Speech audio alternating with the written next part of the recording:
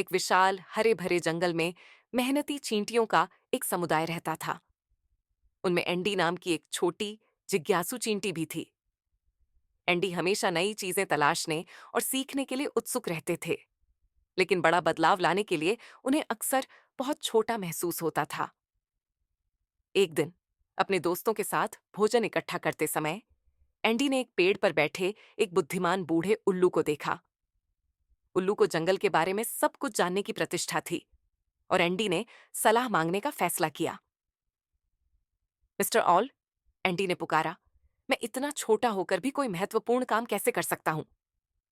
बुद्धिमान बूढ़े उल्लू ने एंडी की ओर दयालुता से देखा और उत्तर दिया, आकार मायने नहीं रखता छोटे बच्चे।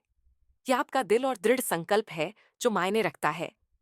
आप कभी नहीं जानते कि कब आपको बड़ा बदलाव लाने का मौका मिलेगा।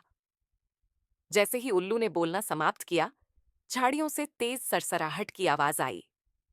एक बड़ी भूखी लोमड़ी बाहर निकली और सीधे चींटी पहाड़ी की ओर जा रही थी। चींटियां डर के मारे तितर-बितर हो गईं, लेकिन एंडी को उल्लू की बातें याद रहीं।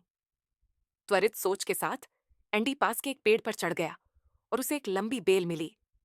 वह बेल को तब तक चबाता रहा जब तक कि वह टूटकर लोमड़ी के ठीक सामने न गिर गई और वह चौंक गई।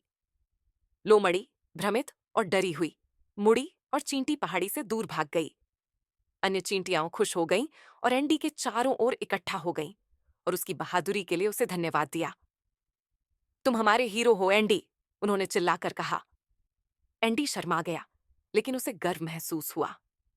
बुद्धिमान बूढ़ा उल्लू अपने पेड़ से खुशी से चिल्लाया और सहमति में सिर हिलाया।